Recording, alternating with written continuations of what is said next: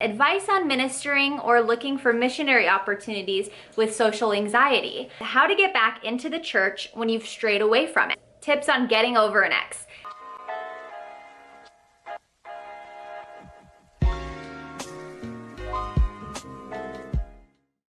Hey guys, it's Mimi. Welcome back to my channel, or welcome to my channel if you're new. This is our background for today. Basically, I am not at home. This is my pop-up background. So that's why it looks very corporate. That's what I use it for, is for videos for clients and stuff. So hope you don't mind that for today. But today we are going to get into our Ask Mimi. If you are new here, basically what that is it's me giving advice from an LDS perspective. I have to let you know that I am not an expert advice giver. I don't know if that's even a thing. I am not an expert, don't claim to be an expert on anything that we're talking about today, but I know a lot of you watching are LDS and maybe you don't have someone to ask advice about your life from that point of view. So that's the whole goal behind these videos and this video series. I do have two other Ask Mimis that are already out. So if you're interested in those, go check them out. I don't know, I think videos like this are kind of interesting, even if it's not like my own personal situations. I just think they're kind of fun. So I hope you enjoy them as well. And just so you know too, for past Ask Mimis, some of them have been like longer answers to the questions. Like I'll only answer, I don't know, like 3 to 4 questions in the video. But this one, I want to try something new and answer as many of these questions and give as much advice as I can in one video. So this will be a rapid fire. I'm not as prepared, to be honest. Like sometimes I'll read the scenarios in advance and prepare some scriptures and stuff. This one is going to be kind of off the hook. Off the hook? I don't know if that's the phrase. I think there's a phrase like that. I'm not sure. But off the cuff. It's off the cuff. Okay. This one is going to be a little bit off the cuff. Yeah, because I've been really busy. I'll give a little life update in a second.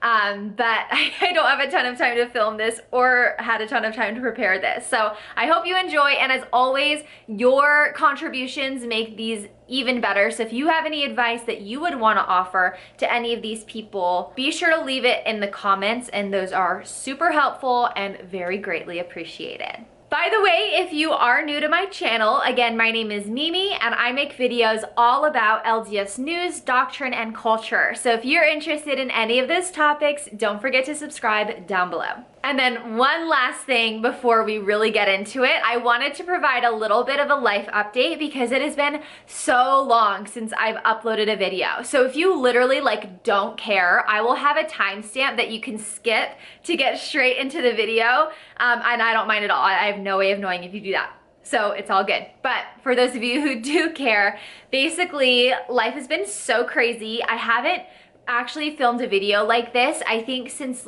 December, literally last year. So basically, I don't know if I've talked a lot about this on my YouTube, but I talk more about it on Instagram. But last August, I started my own social media management and consulting business. It's something that I wanted to do for a very long time. I've worked on the corporate side of social media for a while, and I don't know, maybe it's entrepreneurial spirit, whatever. I just really wanted to kind of do it myself. So now I have clients that I run their social media and I give coaching to, and I'm working on a training. It's been a lot of fun. So with that said though, it has been a lot more busy. So I'm trying to just figure out a balance because YouTube is so important to me and this community we've built is so important to me, and I really want to make it a priority. So you will be seeing more videos from me soon on a more consistent basis. So if you have any video ideas, please leave them in the comments below. I would love to get a feel for where you guys are at and what you're wanting. And I do just want to thank you guys so much for those of you who have stuck with me. There are some of you who have been here from the very beginning, and I'm still a very small channel, so I feel like you are still, you're here in the beginning now, and I just want to let you know that I really appreciate it. I really appreciate your support, and I can't wait to do more videos for you soon. So now, let's get into the advice. Just so you know, I get all of these, advice scenarios from Instagram. So if you are interested in being in a future video, be sure to follow me on Instagram. I do a lot on my Instagram stories. Okay, so these are all anonymous, by the way. So this first one says, there's a guy who doesn't respect the fact that I'm not into him. I've had the friend conversation with him, but he still tries to contact me for dates. What should I do? Okay, girl, I have to say, I am so not the person to ask, because when I was in high school, this was such a real issue for me. I never wanted to hurt anyone's feelings. In fact, I once went on like, I don't know, like 4 or 5 dates with this guy that I had no interest in, and I feel so horrible now. And he like thought we were gonna be boyfriend and girlfriend. He like got me gifts, and I just couldn't say no to another date. I felt too bad, but what you have to know, I know this is a little bit of a different situation too, but it's always best to nip it at the bud. It sounds like you've had that friend conversation with him already, which makes this really interesting. He must really be into you, but you should never feel obligated to go on a date with someone or pursue a relationship that you're not interested in just because you feel guilty for that. Never, never do that. So if you've already had this conversation with him, just remind him. And I don't want you to like threaten him, but I feel like in this situation, I'd be like, you know what? I want to continue being friends with you, but I don't know if I can if you keep trying to pursue this. I think another conversation you could have as well is, you know, this is my personal opinion, and I feel like every single person has something to offer, and everyone could be a great partner. That doesn't mean though that 2 people would be a good match for each other. It's not that one person is better and one person is bad. It's just that the 2 pieces have to fit. So if they don't fit, it's nothing against him. He just needs to find that person that is his match. And hopefully he can understand that and you can still be friends, because it's always hard losing a friendship over something like this. Keep me posted, please. And if anyone else has any advice, leave it in the comments below. But yeah, keep me posted on how it goes. I wish you the best of luck. Okay, on the other side of things, we have this one that says they want advice on finding dates. It's so hard to find people in your stake and or ward to go out with. I know a lot of people who would say never date anyone in your ward. I don't know, I think it depends, because I remember, I think I was in like 9th grade when I like had a crush on a boy from my ward, and he liked me too, and it did make it a little bit awkward later. But I think people in your stake, definitely okay. And on finding people to date, that's such a hard thing. Honestly, especially today, like during COVID, it's like impossible, I'm sure. I think dating apps have a really bad rap, but one's like Mutual, like, oh, if I had Mutual when I was single, I would have been all over that. When I was single, I was on Tinder, and that is just like a whole mixed bag. And I know it's similar on Mutual, like just because it's LDS based doesn't mean everyone's going to be a winner on there. Don't count out dating apps. I know a lot of people meet their partners through those. Mutual friends is, I feel like, what a lot of people end up, that's how they end up meeting their partners. But I think the big thing for this is honestly just don't be afraid to put yourself out there, because you could be meeting your future partner literally anywhere. I think it's just like, we're so driven by fear, I feel like, a lot of the time. And I think back to when I was single, and this was definitely me, but it's the fear of rejection, the fear of making a fool of ourselves. I think there's no reason that you can't just like see someone in a class and just say hi to them. And I know that this is so difficult now with COVID, because people are so, like, you just never know where people are at with that. So you never want to go like and invade someone's personal space or anything. But I really feel like the best pickup line is just, hi, how are you? Like, what's your name? My name is Mimi, whatever. Or actually, one that I did do a lot too, like in school, is I would always, like, if I saw like there was a cute guy in my class, I'd always kind of try to sit near him. And then if something happened, like if, I don't know, it started raining during class, you could be like, oh my gosh, like, this sounds so stupid. You could be like, oh my gosh, I knew I should have brought my umbrella today, haha. Like, I don't know, not that, that was so bad, but like something that's a shared experience, and you just strike up that conversation. And you know, 99% of the time, people like probably want to talk to you, and they just have the same kinds of reservations. So I know this doesn't completely apply right now, but hopefully when things open up again, people will start to be even more social, because we realize how much we all missed it. Okay, so this one says, how do you know if someone is serious about you while they're on a mission? I don't know, I feel like that's so hard, because I don't know, There have been successful relationships that like withstand missions where one partner goes on the mission while the other waits. That definitely happens, but there are also times where it doesn't work out. So it's so hard because I feel like a majority of the time it doesn't work out, but sometimes it does, and you just never know if your relationship is going to be the perfect fairy tale ending. In this situation, I don't know if I have a lot to say besides one point that I really want to drill home to you guys is you should never let someone spiritually manipulate you. Let me explain what I mean by this. If two people are really supposed to be together or get married, both people will feel that revelation from the Spirit. You can never allow one person to say, I got the revelation that we're supposed to be together and we're supposed to get sealed in the temple. Because if that's the case, both people will be able to receive that revelation. And so I don't know if this fits your situation at all. I thought of it because he said he was serving a mission. Hi, okay, I just wanted to clarify because I know this seems really off topic how this came up. The reason I brought this up and said because I thought it because he was serving a mission is because sometimes we may think, oh, well, he's serving a mission, he's closer to the Lord, he will receive the revelation more easily, but that's not to say that both people still shouldn't. So that's why I was saying, I don't know if this fits your situation at all. It just came to mind and I thought it was important to talk about. But you both need to feel comfortable with it. And if he says he's serious about you while on a mission, I think pray about it, evaluate your options. I feel like I'll always encourage people just to be open-minded if they're waiting for someone who is serving a mission because, you know, so much can change in that amount of time. But again, I don't know your full situation. If you want to submit more, we can talk about it more in depth in the next Ask Mimi, but I hope that at least helps for now. Another question here we have is advice on ministering or looking for missionary opportunities with social anxiety. I think that's a wonderful question and one that should become more like mainstream to talk about at church because it's such a real thing.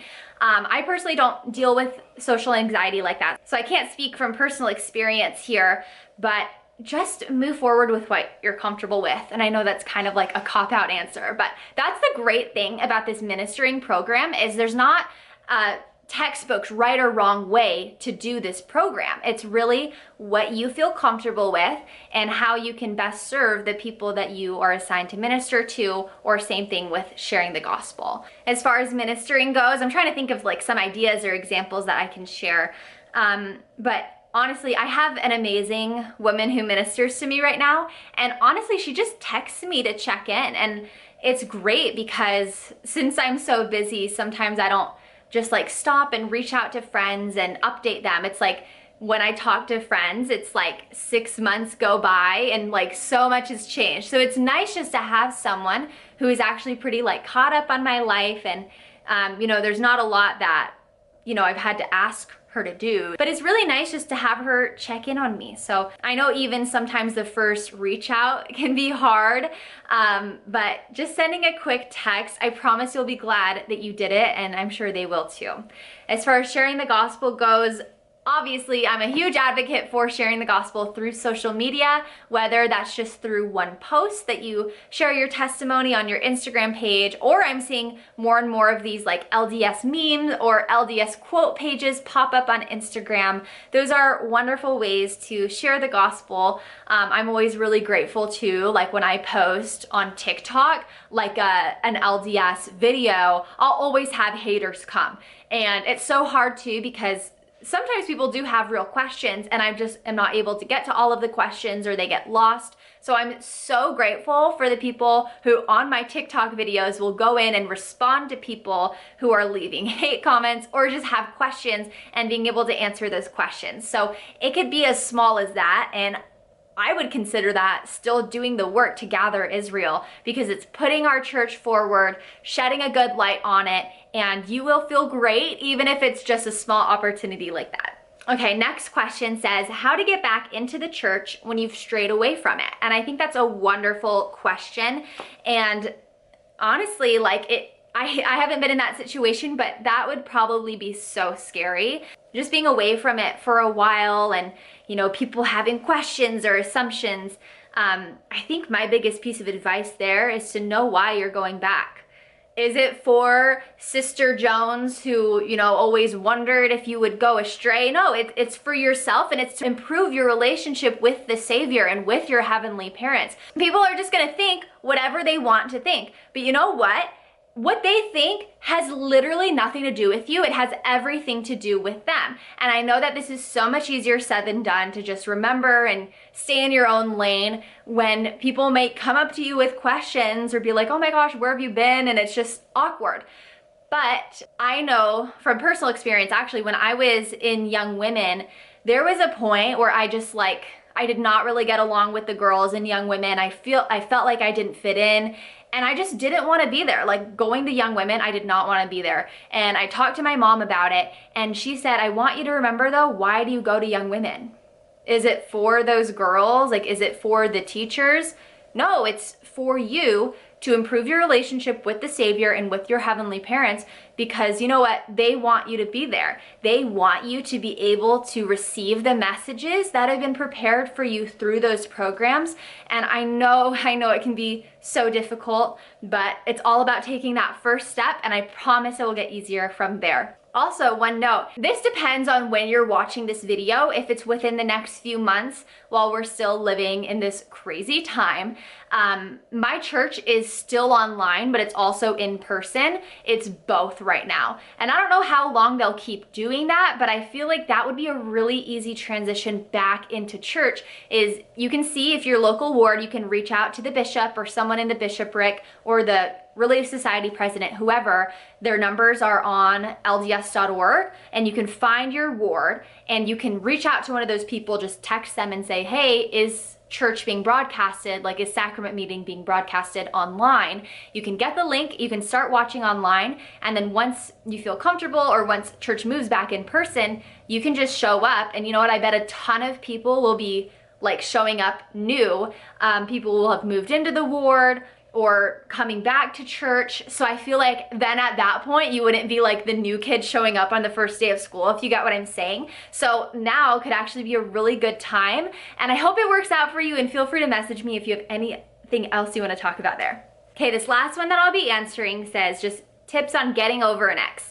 And honestly, it has been so long since I've been like getting out of a relationship. Like, can you believe I've been married for like over, what, 3 years? Eric, has it been 3 years?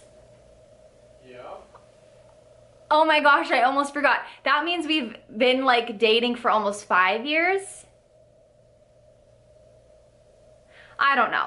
It's been a while since I've been like getting out of a relationship, so I don't know if I'd be able to answer this the best, but I think one question you have to ask yourself is like, why do I miss this person? Is it like because I'm lonely? Am I sad because they broke up with me? Do I not feel good enough about myself? Am I jealous that they're with somebody else? And I feel like just getting to the core root of that problem. I feel like in past relationships for me, just when I was dating in college and stuff, I feel like I was like always in a relationship. So if I was getting out of a relationship and I was sad about it, or if I was like sad about an ex, I was usually just lonely. Like, I just wanted someone to be there to reassure me that I'm good enough, and it wasn't because like I actually really missed that. Well, I mean, I don't know. I feel like I just missed having that companionship, and because of that, I noticed that when I would spend more time with my friends or my family, I would feel better about it. And when I was doing things that made me feel good about myself, I also felt better. For me, it was, you know, reading the scriptures and prayer and remembering that I'm a loved and divine daughter of God.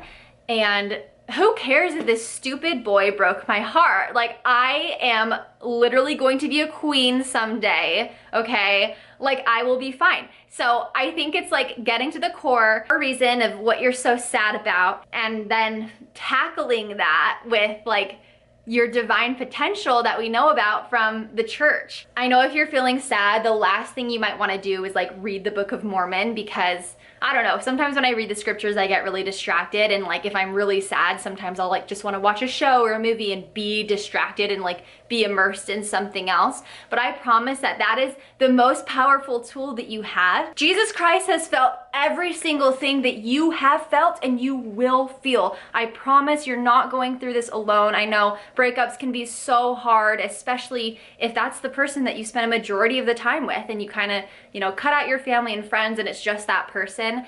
It can feel so lonely. So I promise that you can always turn to the Savior, even if that's not your first thought of, or even what you want to do. He is always there. He wants you to go through this with him.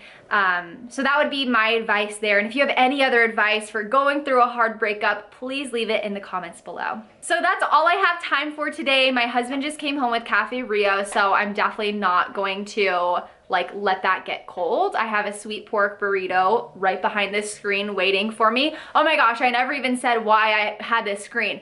Eric right now is on a temporary assignment in Southern California for work. So I just went with him because I work from home. So everything's remote. So I just have been in the hotel room along with our dog. We got to bring him. So that's where we are for like the next probably few weeks. We've already been here for a month. So kind of crazy, but that's why I have this background going on. But if you've made it to this point in the video, I want to say thank you so much for watching and supporting my channel. I really appreciate you all, and please let me know in the comments if you have any other advice for these people or if you have any video suggestions for the future. I hope you guys have an amazing day, and I will see you next time. Bye.